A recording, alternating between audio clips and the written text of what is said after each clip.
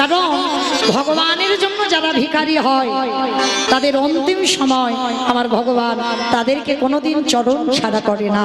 তো যাই হোক, আমার দিদি ভাই বৌদিরা বোনেরা সবাই গেছে আপনাদের চরণে। খুব ভালো লাগলো যে আজকের এখানকার এই বোনেরা দিদি ভাইরাও ভিক্ষার আঁচল নিয়ে বার হয়েছে। ধন্যবাদ আপনাদের যে ভগবানের সেবার জন্য আপনারা ভিখারির মতো আঁচল পেতেছেন ভক্তের দুয়ারে। নিতাই গৌর প্রেমানন্দে হরি বল হরি বল। তো মায়েরা দান দেন কিন্তু ধ্যানটা এদিকে রাখেন, কেমন? কারণ একসঙ্গে যেন গন্ডগোল হয়ে না যায়। তো চলে আজকের আমরা সবাই চলে যাব কোথায়? মধুময় ধাম, বৃন্দাবন ধাম। তবে মা নবদ্বীপ থেকে টানা বৃন্দাবন যাওয়া অসম্ভব। আর যারা যারা বৃন্দাবন গেছেন, বৃন্দাবনে একটা মূল মন্দির আছে যেটা হলো বাঁকি বিহারী লালের মন্দির। বৃন্দাবনে অনেক মন্দির আছে কিন্তু মূল মন্দির হচ্ছে বাঁকি বিহারী লালের মন্দির। কি মায়েরা দেখবেন বৃন্দাবনে গিয়ে বারবার পর্দা টেনে দেয়, দেখেছে ওই মন্দিরটা? ওইটাই হচ্ছে আমার বঙ্কু বিহারী লালের মন্দির। তো চলে, যিনি বৃন্দাবনের বঙ্কুজি ছিল পরবর্তী দিনে বিহারী লাল যোগ হলো। কেন? সেই ভক্ত ভগবান একত্রিত হয়ে গেল। আজকে সবটাই আজকের আমরা লীলার মধ্যে প্রকাশ পাবো। তো তার আগে আমরা সবাই যাব বর্ধমান কাটোয়া কাঞ্চননগর গ্রাম। আমাইরা ভিক্ষা দেন কিন্তু গন্ডগোল করেন না, কারণ আমার এতগুলো বোনেরা দিদি ভাইরা তো আপনাদের কাছে যাবে, কারণ ডাকাডাকি করতে হবে। এক্ষুনি করবো।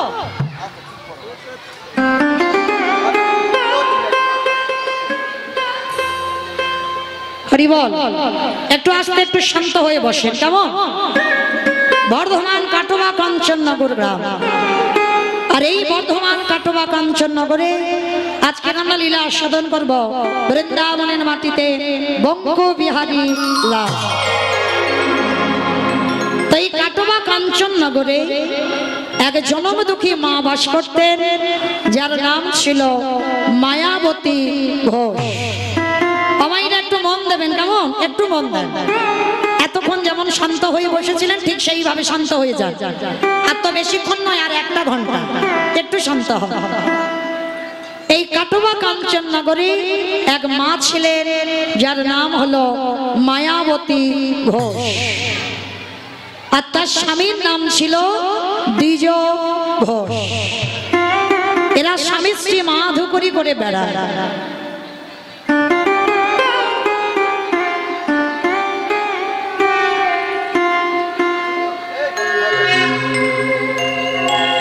জানি তাই আপনাদের ভক্ত চরণে আমার একটা নিবেদন, যারা যারা কিছু দেবেন কীর্তনের শেষে আমি দাঁড়াবো, তখন আমাকে দেবেন, কিন্তু কীর্তন চলাকালীন আপনাদের চরণে একটু নিবেদন, কেউ অভিমান করবেন না আমি বললাম বলে। কারণ বারে বারে যদি আসেন কীর্তনে তো ব্যাঘাত হয়। কীর্তনের শেষে আপনাদের জন্য দাঁড়াবো, আপনারা তখন আমার আঁচলে দেবেন, কীর্তন চলাকালীন নয়।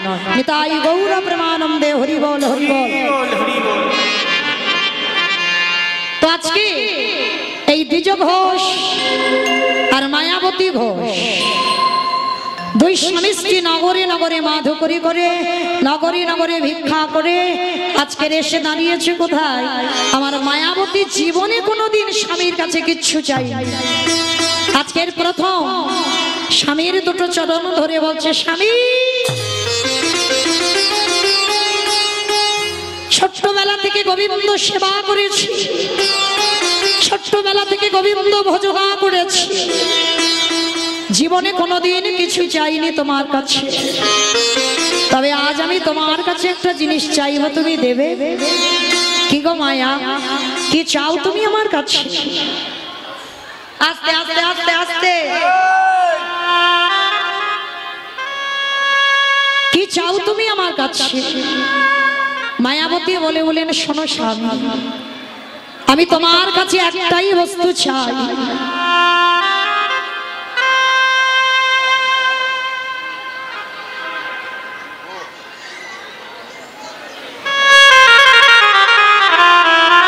জীবনে কোনোদিন তোমার কাছে কাছে কিছু চাইনি, আজকের প্রথম আমি চাইব, আজকে তুমি আছো আমার প্রভুর সেবা হচ্ছে, আমি আছি আমার প্রভুর সেবা হচ্ছে, কিন্তু যেদিন আমরা দুই লোকে কেউ থাকবো না সেদিন কি আমার প্রভু উপবাসে যাবে? যেই না কথাটা বলা মায়াবতী দ্বিজ ঘোষ বলে বলেন, চুপ করো, চুপ করো মায়া, তুমি কেন বোঝো না, কেন ভুলে যাও? জগতে এত কিছু চাইবার ছিল, তুমি অন্য কিছু চাইলে না, তুমি শেষ পর্যন্ত আমার ভগবানের কাছে সন্তান চাইছো। মায়া, সন্তান জীবনে সুখ দিতে পারে না, সন্তান শুরু সারা জীবন কষ্ট, জ্বালা, ব্যথা, বেদনা ছাড়া ওদের কাছ থেকে তুমি কিছু পাবে না। স্বামী, আমি কি বলছি যে গান্ধারীর মতো আমার 100 ছেলে হোক, আমার একটা ছেলে হলে হবে? দ্বিজ ঘোষ বললেন, শোনো মায়া, 100টা ছেলের মার যে জ্বালা, 5টা ছেলের মার যে জ্বালা, একটা ছেলের মার একই জ্বালা। তবে মায়া তুমি কেন ভুলে যাও? তুমি আমার স্ত্রী নও, তুমি আমার বউ নও, তুমি তো আমার সহধর্মী। আমাইরা, এখানে আমরা এতগুলো নারী জাতি আছি, এখানে আমরা সবাই বউ হয়েছি, এখানে আমরা সবাই স্ত্রী হয়েছি, কিন্তু সবাই এখানে সহধর্মিনী নয়। সহধর্মিনী কাকে বলি? যে স্বামীর ধর্মের কাজে সাহায্য করে। স্বামী জুয়া খেলে, তাস খেলে, নেশাগ্রস্ত মাতাল, কোনোদিন একাদশী করে না, কোনোদিন হরিবাসরে বসে না, কোনোদিন ভাগবত আসরে বসে না। যদি তুমি সেই পুরুষের ঘরণী হও, যদি তুমি তোমার স্বামীর চরণ ধরে যদি সঠিক পথ তুমি দেখাতে পারো, যদি তোমার স্বামীকে ধর্মের পথের পথিক করতে পারো, তাহলেই তুমি জানবে তুমি হচ্ছে এই জগতে একমাত্র সহধর্মী। তা মায়াবতী বলছে, স্বামী আমি কথা দিলাম, আজকের পর থেকে আমি ভগবানের কাছে কিছু চাইব না। মায়েরা, আপনাদের কাছেও বলে যায়, ভগবানের কাছে চাইলে কম পড়ে যায়, আর না চাইতে এত কিছু দেয়, এত কিছু দেয় যে তুমি রাখবার জায়গা পাবে না। মায়া, তুমি মনের কথাটা তার কাছে জানিয়ে যাও, দেখবে সে ঠিক সময় মতো কৃপা করবে। মনে রেখো মা, ওই ভগবানের কাছে বলতে হয় না যে ঠাকুর আমার ছেলের যেন উচ্চ মাধ্যমিকের রেজাল্টটা ভালো হয়, এটা বলতে হয় না। কেন? কারণ তোমার মনের কথা আমার ভগবান সবকিছু জানে। তাহলে তুমি কেন মুখ ফুটে আমার ভগবানের কাছে বলবে যে আমি তোমার 5 কিলো বাতাসার হরিলুট দেব আমার মনের আশা পূর্ণ হলে? দেখো, তুমি ভগবানকে লোভ দেখাচ্ছ, এটা কোনোদিন বাবা ভেবে দেখেছো? আমাদের মতো অধম আমরা ভগবানকে লোভ দেখাবো যে আমার যদি আশা পূরণ হয় তোমার 5 কিলো বাসা তার হরিলুট দেব? এগুলো তো ভগবানের কাছে লালসা, কখনো করো না। তোমার মায়াবতী প্রতিদিন ভগবানের চরণে বসে বসে কাঁদে, আর কিছু চাই না। ওই যে স্বামী নিষেধ করেছে বলে আর চাই না, কিন্তু ভক্তের মনের কথা সবটাই বুঝতে পেরেছে। হঠাৎ একদিন দৈববাণী করে বলে উঠলেন, মায়াবতী তোমার ভক্তি, তোমার সেবায় আমি বড় সন্তুষ্ট, তোমার কোল আলো করে আমি একটা পুত্র সন্তান পাঠাবো, কিন্তু মনে রেখো মায়া, যেদিন তুমি তোমার সন্তানটাকে গর্ভে ধারণ করবে, গর্ভে ধারণ করবার পর তোমার অদৃষ্টে লেখা আছে সন্তানটাকে যদি বাঁচাতে চাও চিরজনমের মতো তোমার স্বামী মারা যাবে, আর যদি তুমি তোমার স্বামীকে বাঁচাতে চাও তাহলে চিরজনমের মতো তোমার গর্ভের সন্তান গর্ভেই মারা যাবে।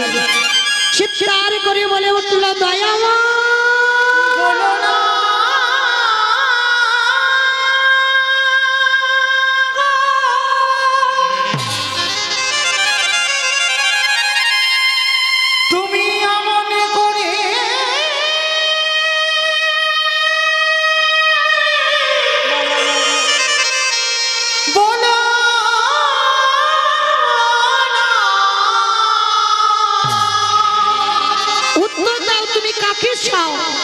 আমি যে শহীদ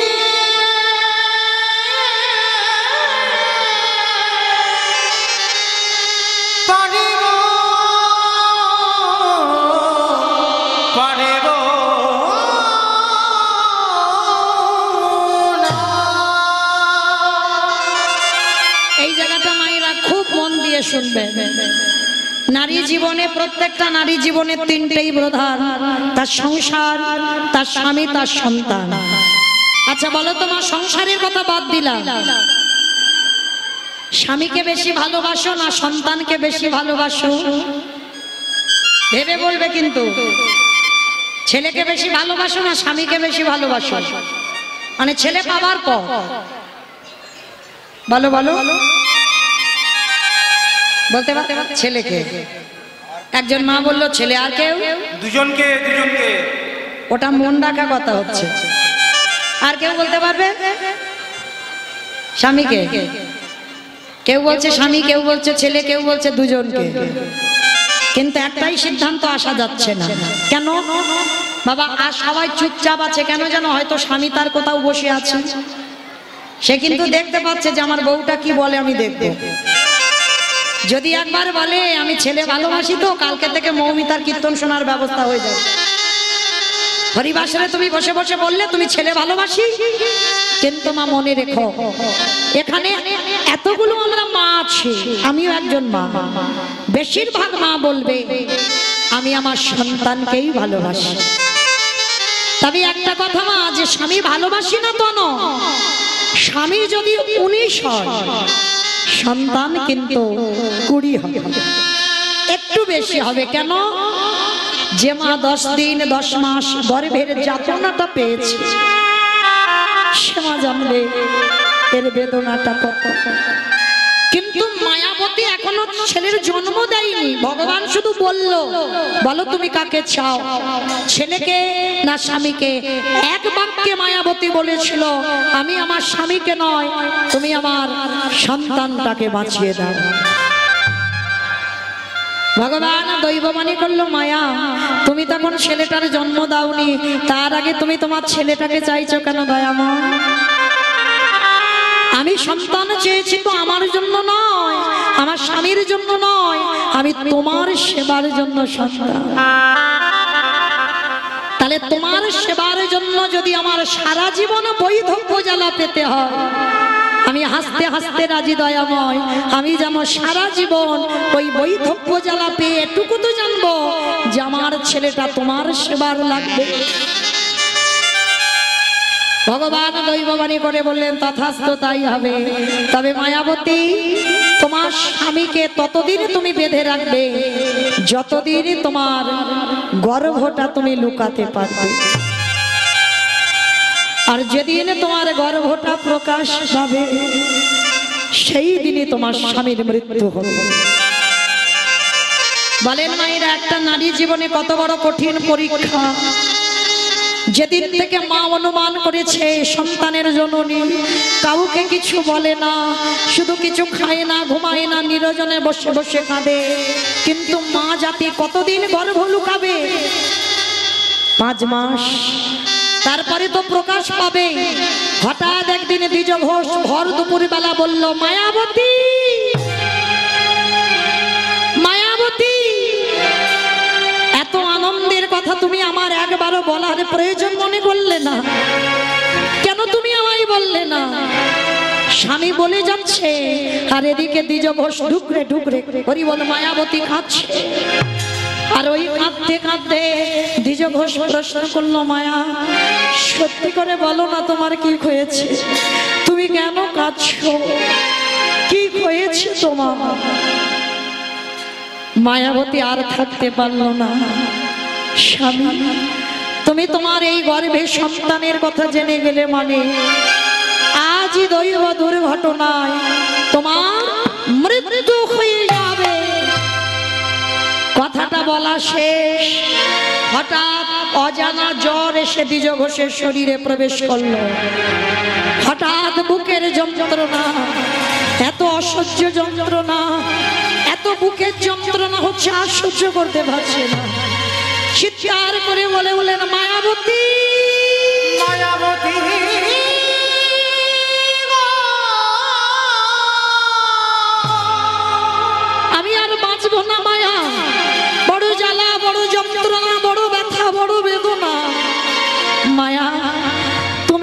মৃত্যুর সময় কথা দাও, যে সন্তান তোমার গর্ভে আছে আমার মৃত্যুর পর তাকে করে তুলবে তুমি কৃষ্ণ ভক্ত।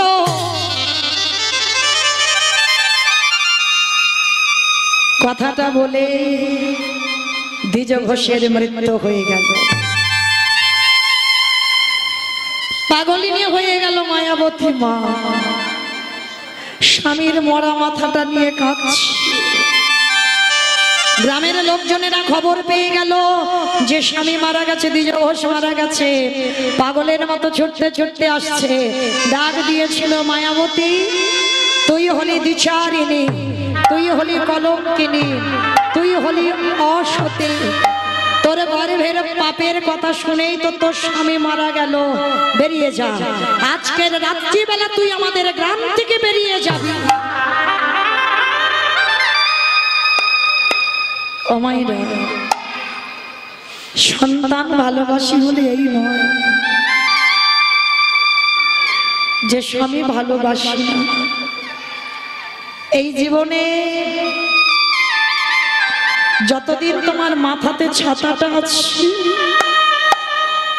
ততদিন তুমি কিছু বুঝতে পারবে না, কিন্তু যেদিন তোমার মাথা থেকে ছাতাটা চলে যাবে চারিদিকটা তোমার অন্ধকার হয়ে যাবে। তবে মা এই নয় সকাল থেকে শুধু ভালোবাসি ভালোবাসি বললে ভালোবাসা হয় না। ভালোবাসা হৃদয়ে থাকার জিনিস। মায়াবতী কাউকে কোনোদিন বোঝাতে পারলো না যে আমার গর্ভের সন্তান পাপের সন্তান নয়। গ্রামের লোকেরা দূর দূর করে দাঁড়িয়ে দিচ্ছে। মায়াবতী স্বামীর মাথাটা নিয়ে কাঁদে আর বলে, দয়াময়, আমি যদি একেবারে জানতাম তোমায় ভালোবাসলে এত কষ্ট পেতে হয়, তোমায় ভালোবাসলে এত ব্যথা বেদনা পেতে হয়, আমি কোনোদিনই তোমায় ভালোবাসতাম না।